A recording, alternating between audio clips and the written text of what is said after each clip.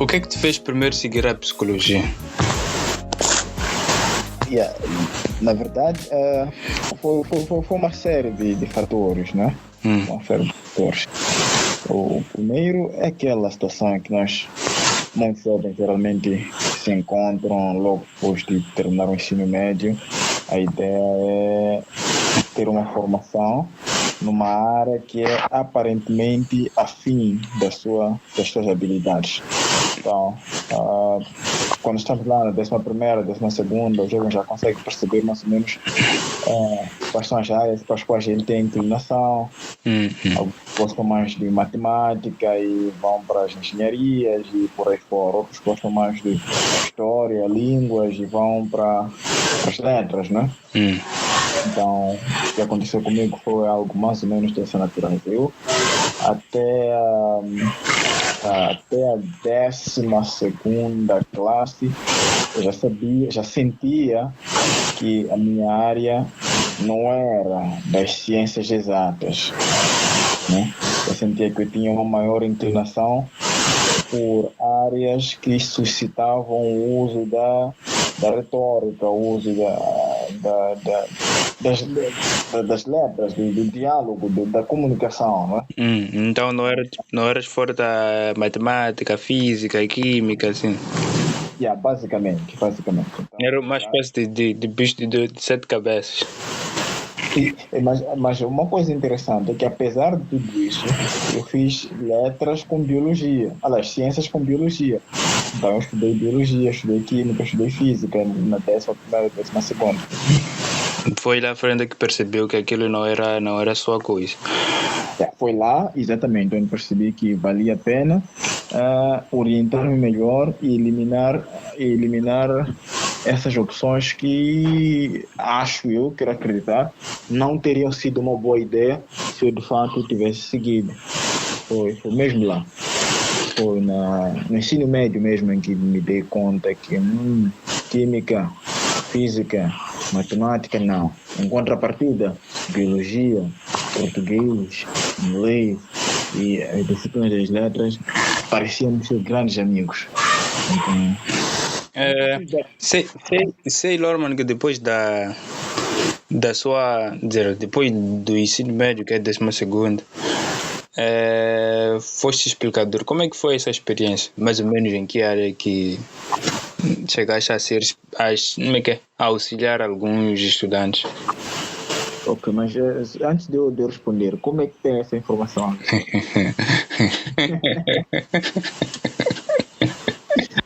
Não, mas foi isso aí foi no tempo tempo da rádio. Ok. Então tive, uma das colegas, a colega que me passou o seu contacto na altura, é que me deu essa informação, então ainda me recordo disso.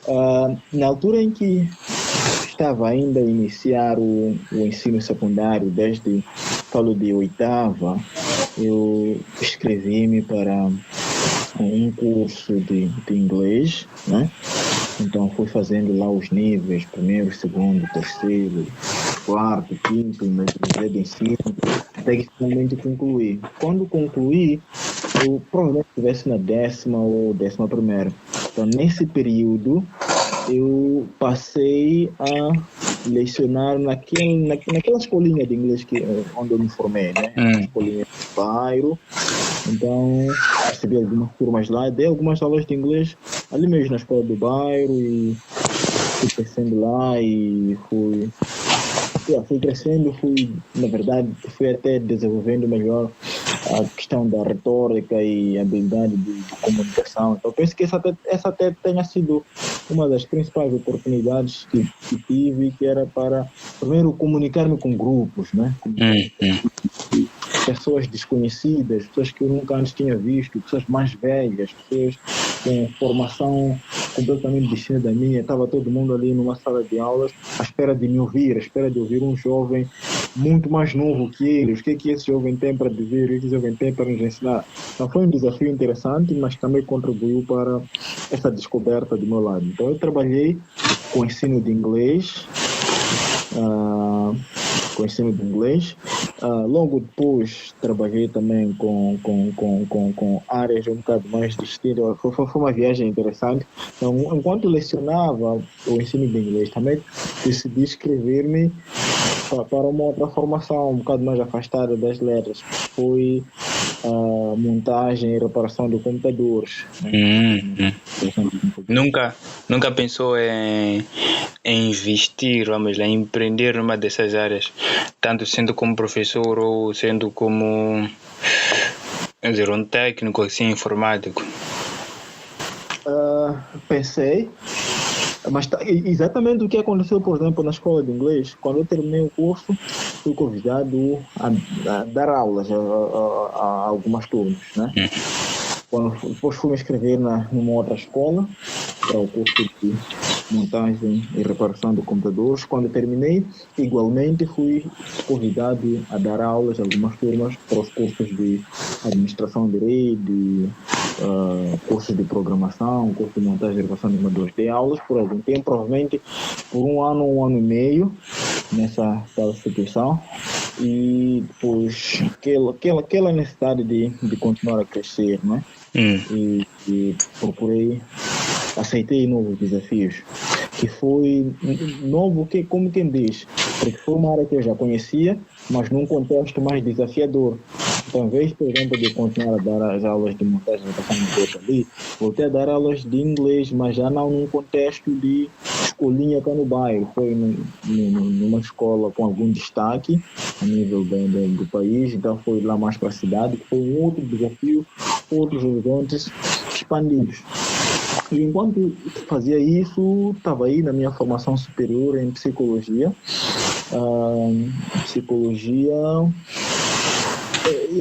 Aqui pode parecer que houve mesmo muitas voltas, muitas viagens. Foi pulando de ramo em ramo até encontrar o teu ramo seguro. Quero acreditar, não é? Que foi o local em que eu achei que valia a pena parar e me acomodar, né? Para dizer, não, é isto que eu... Porque eu, só para ter uma ideia, Mr. Gal, na UEM, quando tu concorres para duas opções, né? Duas opções. Então, eu concorri para duas opções. Uma das opções foi ensino de inglês ou tradução, já não me lembro bem, mas tinha a ver com inglês. Não sei se era tradução em inglês-português ou era ensino de inglês. Essa foi uma das opções. E a outra opção era psicologia organizacional. Na UP, acho que foi uma coisa parecida. Também duas opções. Então, eu cheguei lá, admito para a primeira opção, que era psicologia. Então, entro e digo, vamos lá ver no que é que vai dar. Então, assim, a psicologia nunca foi um sonho de criança, foste descobrindo ao longo do tempo que eu tenho que seguir psicologia, mas não foi uma cena tipo, logo desde cedo, eu quero ser isto aqui, não. Não foi desde criança não, porque eu tive contato com essa área, eu tive conhecimento da existência dessa área já no ensino secundário. Então, quando criança, eu não lembro de ter ouvido falar que existia um profissional que trabalhava com um psicólogo, isso tudo. Foi já no ensino secundário, com influência dos meios de comunicação, claro, as telenovelas, os filmes, e por aí fora fui vendo a atuação de alguns profissionais dessa área e de alguma forma fiquei impressionado. Mas uma outra coisa que também chamou uma atenção na área é o fato de, particularmente em Moçambique, isso já foi uma análise um bocado mais elaborada quando já tinha decidido. O fato de, particularmente em Moçambique, ser uma área que eu descreveria como uma área embrionária, uma área nova, né? Uma área em que ainda há muito espaço para criação e para desenvolvimento. Mas dizes isso porque o que é que te fez de chegar a esse ponto de que é uma área em que precisa ser explorada mais? Primeiro pelo volume de profissionais que existem nessa área. Há poucos psicólogos. Atualmente talvez já jamais. Sim. Na altura em que eu entrei para a área, estamos a falar de 2014, 2015, que foi quando eu comecei com a minha formação, nós tínhamos poucos profissionais da área. Era difícil encontrar alguém que dissesse que era formado em psicologia. Eu, pelo menos, tinha dificuldade de encontrar essas pessoas. Então, havia poucos profissionais no mercado a exercer essa profissão. E isso foi algo que me chamou a atenção. Havendo poucos profissionais, há mais abertura para a absorção desses profissionais e há mais hipóteses de inovação, criação, descoberta e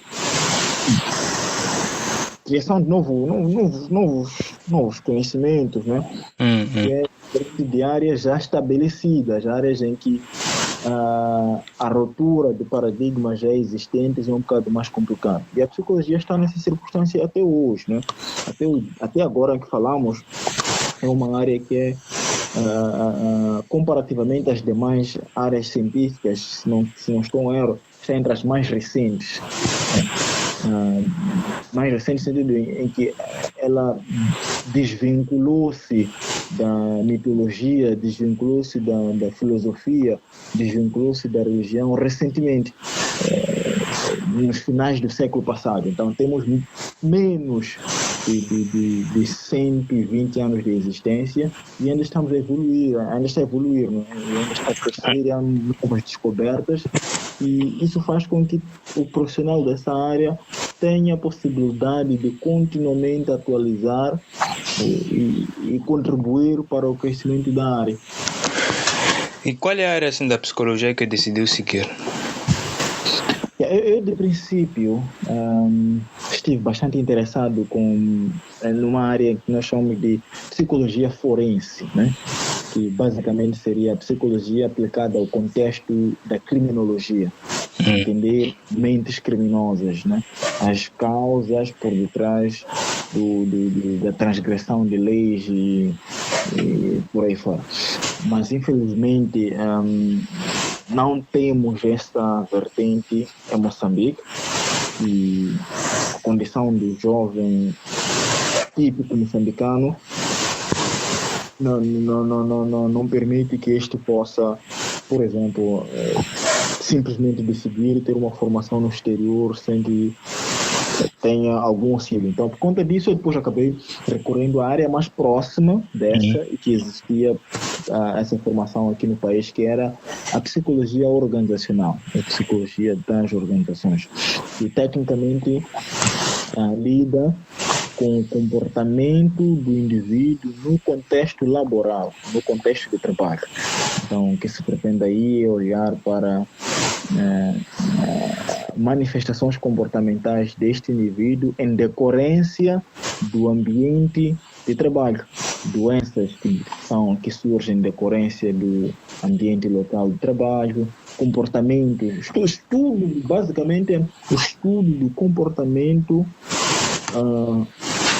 influenciado pelo ambiente de trabalho ou vice-versa, o comportamento individual influenciando o ambiente de trabalho coletivo. Então, lido mais ou menos com comportamento e trabalho. Vamos lá. É fácil em Moçambique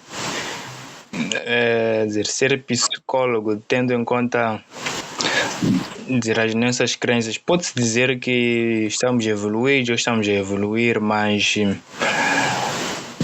a questão das crenças ainda é muito forte. Quer dizer, é fácil ser psicólogo em Moçambique? Fácil eu não diria, não é fácil na verdade. Sim, por conta das crenças que estão lá ainda muito recentes, mas uma barreira ainda mais forte para mim é o desconhecimento do que é um psicólogo. Exatamente, do que um profissional da área da psicologia de fato faz. Então, muitas das vezes em que eu estou numa mesa de conversa, numa festa, num ambiente de sessão, eu digo, sou formado em psicologia, e as pessoas mudam de comportamento diante desse fato. Ou algumas até chegam a fazer algumas piadas. Então, o que eu estou a pensar agora? Esse tipo de coisa, como se nós lêssemos pensamentos ou lêssemos esse tipo de coisa, ou como se estivéssemos ali para estar continuamente a estudar as pessoas por aí fora. Então, eu acho que uma das principais barreiras que nós encontramos é a falta de esclarecimento do que é que esse profissional de fato é capaz e como é que ele de fato intervém. E, em segundo lugar, ou a segunda principal barreira seria, sim, essa nossa questão, esse nosso sistema de crença, que muitas vezes está associado a questões religiosas ou a questões tradicionais, que também tem sido um bloqueio muito grande para a atuação do psicólogo. Apesar de nos últimos tempos haver essa tentativa, não é? Essa tentativa de se conciliar essas esferas da vida do indivíduo com a ciência. Nós, quando interagimos, não, quando estamos a intervir, passamos a considerar o sistema de crença do indivíduo. Se alguém, por exemplo, acredita que a solução para os seus problemas está na religião, nós não ignoramos essa informação. Se alguém acredita que o sistema, a solução para os seus problemas está na tradição, também não ignoramos. Consideramos esse sistema de crença e trabalhamos sobre o sistema de crença de modo de modo a se resolver o problema em questão. Tá, e o que é, vamos lá, o que é um psicólogo, bem? Bem, um psicólogo é um profissional que é responsável por 3 principais coisas. Primeiro, estudar o comportamento do indivíduo. Estudar no sentido de analisar e compreender as suas disfuncionalidades. Está vendo? Se esse comportamento que esse indivíduo está a manifestar nesse contexto é funcional ou é disfuncional, ou seja, é um comportamento que não se espera naquele contexto, ou seja, tem alguma desordem, é disfuncional, tem algum problema, né? Então, estudamos e compreendemos o comportamento do indivíduo. Segundo, prevemos comportamento. Ou seja, após o estudo do comportamento do indivíduo, o profissional deve ser capaz de prever a ocorrência de determinado comportamento. Então, estuda essa personalidade, estuda o padrão comportamental do indivíduo e depois devemos ser capazes de fazer previsões. O Isaldo tem esse traço de personalidade, tem esse padrão comportamental, tem esse histórico familiar, tem aquele elemento. Quando submetido a este contexto, o Isaldo irá reagir dessa e daquela forma. Que é um elemento que é muito explorado, por exemplo, nas áreas de marketing e vendas, né? Nós conseguimos prever o comportamento consumista, por exemplo, de uma determinada camada social. E, finalmente, nós temos a última parte, que é a parte mais clínica do comportamento, que é intervir diante das disfunções ou das desordens de âmbito psicológico. Então, estudamos o comportamento, funcional ou disfuncional, prevemos reações comportamentais e intervimos diante de disfunções, principalmente as disfunções que causam sofrimento para o indivíduo acometido pela disfunção ou então para as pessoas em volta do indivíduo acometido pela disfunção. Porque há situações em que a pessoa apresenta um comportamento disfuncional, mas para ela tanto faz, não causa nenhum sofrimento, mas sim as pessoas que estão à volta. Então, nessas situações também há uma intervenção. Então, as 3 principais coisas que o psicólogo faz, independentemente da sua orientação, se é psicologia organizacional, psicologia clínica, psicologia forense, psicologia educacional, qualquer uma das orientações deverá ser capaz de fazer essas 3 coisas, né, dentro do seu contexto. num contexto, por exemplo, de trabalho, que é organizacional, que é a área com a qual eu lido, eu devo ser capaz de perceber de que forma é que o Isaldo, por exemplo, reagiria se submetido a um contexto de liderança autoritária. Por exemplo, o Isaldo é aquele indivíduo que, quando lhe são colocadas metas rígidas e horários fixos, como é que ele reage? Será que ele se motiva ou se desmotiva diante desse contexto? Então, qual vai ser a produtividade do Isaldo? Então, tem que poder prever essas coisas de forma a criar um alinhamento produtivo entre a personalidade do indivíduo e as condições de trabalho. Então, trabalhamos sobre as condições de trabalho de forma a garantir que trabalha-se, né, de forma a garantir que haja um alinhamento que seja produtivo. Na psicologia clínica, idem, onde estudam as questões mais patológicas, né? Condições mais disfuncionais e causadoras de sofrimento, pessoas com depressão, quando submetidas a um determinado contexto ambiental, qual vai ser a reação e por aí fora. Seja educacional, idem. Então a ideia é que em qualquer uma dessas vertentes, o profissional deverá ser capaz dessas três coisas: estudar o comportamento, prever comportamento e influenciar comportamento positivamente. E outra coisa que eu também ia perguntar é quem substitui o psicólogo neste momento? Falou que o psicólogo não é uma área muito conhecida em Moçambique. Olhando para aqui, para a nossa realidade, quem tem substituído o psicólogo? Quer dizer, pela sua experiência, assim, quando vai fazendo os seus trabalhos, e tendo em conta que também há muita, quer dizer, as crenças ainda são fortes, crenças religiosas, assim, tradicionais, assim, por tal, não tanto científicas, não acreditamos tanto assim em coisas científicas. Eu até posso falar de uma experiência direta e recente que eu tive, né? Uma colega minha que acreditava estar a ser vítima de feitiçaria no local de trabalho, né? Então aproximou-se a mim e disse: a fulana de X está a me enfeitiçar. Sem dúvida eu devia prestar alguma atenção nesses relatos, que era para entender o que é que de fato estava a acontecer. Então continuei a ouvi-la e ela descreveu o cenário. Mas uma parte muito interessante é que ela não vinha ter comigo como psicólogo da instituição e que poderia resolver o problema.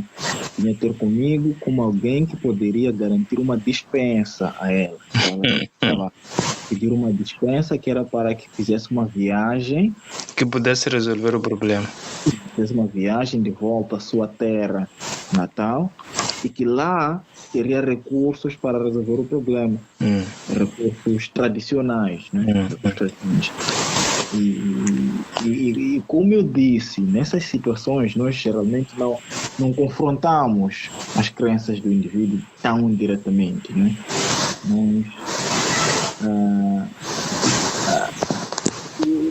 Quando nós percebemos que as crenças são disfuncionais e podem comprometer o processo terapêutico, nós garantimos cenários em que estas crenças são desacreditadas. Ou seja, se acha que a solução para o seu problema é indo à igreja, que é um dos principais, como disse quem substitui, que é uma das principais alternativas à psicologia que as pessoas têm recorrido. Ou então acha que é indo, por exemplo, ao médico tradicional, ao curandeiro, que é também uma outra alternativa, que na verdade são as duas principais alternativas. Nós devemos garantir que estes, como é que eu posso dizer? Não pode haver um paralelo aqui, em que ao mesmo tempo em que a pessoa está a ter sessões terapêuticas, está, por exemplo, a consultar um curandeiro ou um médico tradicional. O que nós fazemos é acredita no meio tradicional e acha que pode resolver o problema dela, vá ao meio tradicional. Quando perceber que o problema não está a ser resolvido e precisa de uma intervenção científica, abandone aquela orientação e venha inteiramente a uma intervenção científica. Porque é importante que haja um engajamento do profissional. Então, quando tu dizes, não, tu não podes ir ao curandeiro, mas ela continua acreditando que essa é a solução, irá boicotar a terapia científica. Então é importante que haja apenas uma linha de orientação. Então vamos eliminando essas linhas e fazer com que siga-se uma linha científica, uma linha terapêutica científica e associe-se essa crença de forma secundária. Então as principais alternativas são a religião, a igreja, e a tradição, né, dos tradicionais, dos curandeiros e por aí fora. Mas vamos lá, essas duas alternativas, esses dois substitutos, são benéficos ou trazem alguma solução assim que torna a sociedade mais saudável, as pessoas que fiquem aquela coisa toda que se diz que é para convivência e tal? Cientificamente falando, eu diria que não. Cientificamente falando, eu diria que não. Por uma razão muito simples, que é a necessidade ou a dificuldade que há de se apresentar fatos nesses ambientes. São sempre especulações ou elementos meramente baseados em crenças. Vamos lá. Eu gosto mesmo de trazer exemplos, porque são as coisas que nós vemos diariamente. Eu acompanhava o culto, estava na igreja num desses domingos, e nesse processo um dos apóstolos, um dos profetas, alguém da liderança da igreja profetizou, né, na vida de alguém, de uma moça, e disse algo interessante. Disse, irmã, o homem que tu tens na tua vida não é o homem que Deus quer para ti. O homem que Deus quer para ti ainda virá. Mas essa pessoa está com alguém? Essa pessoa é casada. Então, entender o que está a acontecer aí. Então, ela voltaria para casa e vamos lá. Não sei em que contexto e também não sei como é que... São coisas que eu não gosto de explicar, mas não sei em que contexto ela vivia, como é que é a relação com seu marido, com seu parceiro naquele momento. Mas quando tu estás num relacionamento e a pessoa te diz, este não é o homem da tua vida, e tu acreditas que teve uma revelação divina, o teu comportamento para com essa pessoa irá mudar. Muda completamente. Irá mudar. Então, quando diz, por exemplo, o homem da sua vida está a chegar, a próxima pessoa provavelmente que aborde e manifeste esse interesse poderá facilmente parecer a tal pessoa que foi enviada para si. Mesmo que essa pessoa não, quer dizer, vamos lá, seja um malfeitor, pode-se interpretar como se fosse o enviado de Deus. Essa dificuldade que nós temos de colocar aí elementos concretos para mostrar o cenário é que tem causado alguns problemas. Porque aí eu quero acreditar que se essa mulher não tiver uma gestão emocional muito forte, ela voltou para casa, começou a tratar o marido de forma diferente e provavelmente tenham se separado por conta dessa revelação por conta disso que foi dito. Não sei se tinha um relacionamento feliz ou triste, não sei dizer. Mas o fato é que a postura dela para com o marido mudou depois disso. E nós verificamos cenários igualmente disfuncionais quando vamos para questões tradicionais. Mas geralmente as visões, as prisões são essas, ambíguas. E o moçambicano, vamos lá, o moçambicano se interessa pelo psicólogo? Ou ainda é difícil?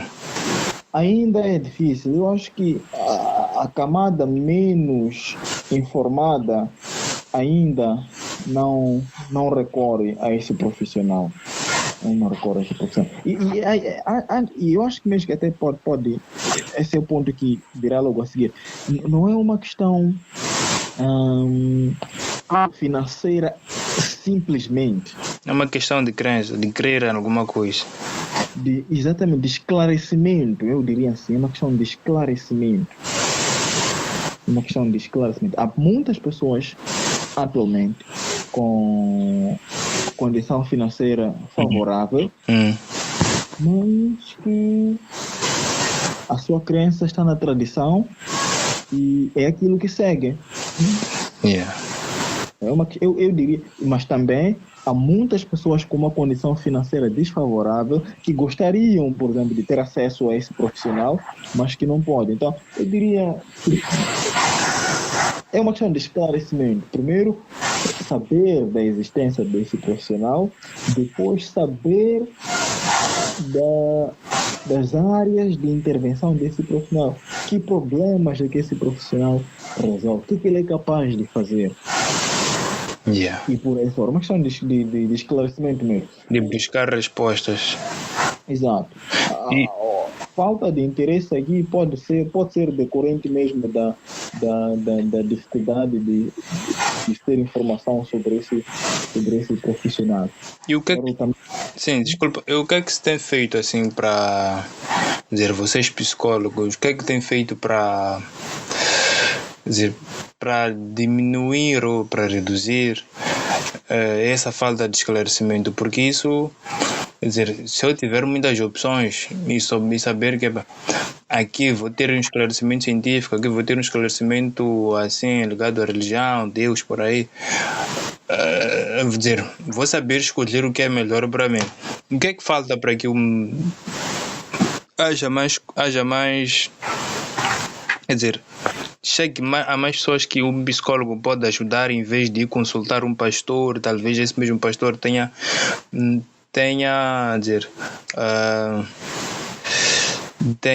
mais intenções, entre aspas. O que é que falta? A base de tudo é o nível de escolarização ou educação de uma sociedade. Essa é a base. Porque é no contexto de educação formal que nos são apresentadas as demais opções profissionais. Então, quanto mais escolarizada é uma sociedade, mais esclarecida ela é. Então, nós temos índices de escolarização ainda muito baixos em Moçambique. Infelizmente, ainda são muito baixos. E isso é um problema, primeiro. Não só para a psicologia, para muitas outras áreas que, enquanto não se tiver a informação apropriada, elas vão continuar sendo áreas pouco recorridas para a resolução de problemas. Agora, enquanto psicólogos, por exemplo, o que é que está a ser feito para difundir a intervenção? Eu, pessoalmente, gosto muito de conversar com quem mostra interesse sobre a intervenção do psicólogo. O que é que faz, até onde vai e por aí fora. Compreendo que... E nessas conversas também tenho verificado que há uma desinformação muito grande. Aquilo que eu disse no início. O que eu estou a pensar agora, esse tipo de coisa. Então, sempre que eu posso esclarecer isso para as pessoas, eu gosto muito de fazer isso. Agora, uma questão mais político-administrativa, que também pode ser mencionada, seria, não é? vamos lá, a criação de condições de trabalho atrativas para esses profissionais, de forma a garantir que muitas mais pessoas se interessem pela área, tenhamos mais formados na área que disseminem informação para mais pessoas e mais pessoas tenham acesso a esses profissionais.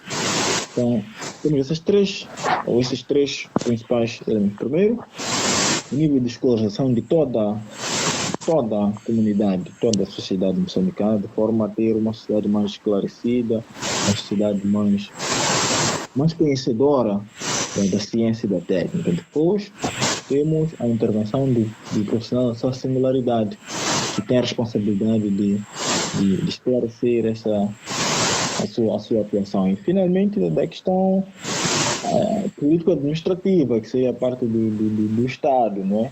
Que é fazer com que essa área seja mais atrativa, de modo a reunir mais jovens, mais profissionais do ramo e que facilite o acesso desses profissionais em todos os pontos do país. Seria ótimo se nós tivéssemos psicólogos, por exemplo, em todas as escolas do país, psicólogos educacionais em todas as escolas do país. Seria ótimo. Seria ótimo se tivéssemos psicólogos nas empresas. Seria ótimo se tivéssemos psicólogos clínicos em todos os postos de saúde ou em todos os hospitais. Seria ótimo, por exemplo, se tivéssemos psicólogos forenses em todos os postos policiais ou nos tribunais. Então, esse tipo de ações melhoraria bastante o conhecimento da área e a intervenção desses profissionais. Vamos lá, pulando para outra parte, já para terminar. Moçambicano, como é que olhas para um jovem moçambicano? Será que é um jovem interessado em fazer com que as coisas realmente aconteçam? É um jovem dorminhoco e está à espera está ali a lutar para que o seu salário, para manter o seu emprego? Eu prefiro falar sobre isso no geral, né? Sem dúvida haverão casos excepcionais, mas no geral o jovem moçambicano não é interventivo, não é interveniente, não é um jovem que catapulta mudanças, é um jovem conveniente, é um jovem que se ajusta ao sistema já estabelecido. E isso é triste, né? Isso é triste. Um exemplo muito recente e gritante foi quando, por exemplo, houve aquela tentativa de organização de uma manifestação por parte de um dos nossos jovens aqui, bem conhecido em relação às portagens, né? Eu pessoalmente acho que aquele devia ter sido um movimento que devesse ter contado com mais jovens moçambicanos e que pudessem dar força àquele movimento, e por razões que nós já conhecemos, isso não aconteceu, né? Não aconteceu, jovem ficou ali. Esse problema, primeiro porque esse problema não me afeta diretamente e por conta disso não preciso me meter. Não é assim como funciona uma sociedade, não te afeta diretamente, mas afeta teu irmão, afeta teu vizinho, e no final das contas o teu irmão, o teu vizinho afetado irão contribuir para que afete de alguma forma a sua vida. Então nós devemos ter esse espírito, primeiro, espírito interventivo e catapultar mudanças. Segundo, um espírito filantrópico, que é, ainda que não seja um problema meu, mas seja um problema do meu irmão, eu devo sentir esse problema. Vamos lá, a subida do preço, até vamos pegar mesmo nas portagens. Devemos dizer que quem deve manifestar são jovens que têm carro, porque eles pagam portagem. Ou então a subida do preço da tarifa de chapa. Quem manifestar são jovens que apanham o transporte público e não os que têm carro. Mas de uma ou de outra forma, sendo dizer, há muito jovem com carro e o mesmo jovem que tem um carro próprio é o mesmo jovem que, quando não tem combustível, sobe o chapa. Ou quando não pode pagar pela portagem, exatamente. Ou então, aquele jovem, por exemplo, que tem carro, deve ter um pequeno empreendimento, mas os seus colaboradores apanham chapa. O que é que vão fazer? Vão provavelmente chegar mais tarde, porque já não podem fazer ligações, provavelmente vão estar mais insatisfeitos, porque gastam a maior parte do seu salário no transporte e, puxa, a qualidade do serviço prestado vai ser mais baixa. O fato é que o problema do irmão, do vizinho, afeta todos nós. Mesmo não seja diretamente ligado a mim, no final do dia irá afetar a todos nós. Então é importante que haja essa união, haja essa filantropia e haja esse espírito de intervenção. Nos últimos tempos temos verificado menos intensidade do ponto de vista de questionamento de decisões tomadas a nível do governo central. E isso é decepcionante, porque estamos a ver num contexto em que temos cada vez mais jovens formados e cada vez menos jovens socialmente interventivos. Pode-se dizer aí que quer dizer, os formados são bajuladores e não estão preocupados com o assunto do outro, estão preocupados mais com a sua própria barriga, em garantir o emprego e o resto que se lixe. O que é um problema, porque espera-se que jovens mais instruídos tenham uma capacidade de reflexão mais alta e possam questionar de forma sistemática decisões tomadas pelo governo central, questionar de modo a compreender e colocar-se soluções efetivas, não apenas ser receptores dessas decisões.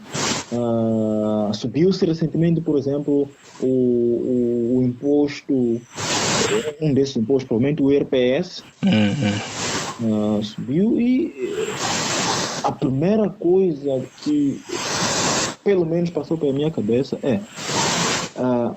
já vinha se cobrando esse imposto há anos. Qual foi a aplicação desse dinheiro? Podemos, por exemplo, no ano, também 2022 agora, no ano 2021, quanto é que foi coletado e desse valor, quanto foi alocado a aquela área, Estava a ver? Uma espécie de prestação de contas. Exatamente. Ninguém presta contas a ninguém, também ninguém questiona para onde é que foi a coisa X ou a coisa Y. Exatamente. Esse é dos principais erros. Estamos a subir, por exemplo, agora, por exemplo, estamos a subir vi um documento, não sei até que ponto é verdade, porque eu vi ainda hoje, não pude correr atrás do assunto, vi que houve um incremento nos preços das escolas de condução, para a aquisição de uma carta de condução. E não foi uma decisão tomada a nível do governo central, foi uma decisão tomada a nível das associações das escolas. Depois vamos verificar essa informação só para ter certeza. Mas a ideia é que isso não se pode fazer assim, da noite para o dia, dizer, olha, nós pegamos da noite. As escolas de condução têm este sistema de custos, né? Este é o sistema de custos das escolas de condução. Elas precisam de ter viaturas, e as viaturas devem estar naquelas condições, precisam ter combustível, precisam ter pneus em ordem. Um sistema de custos fixo.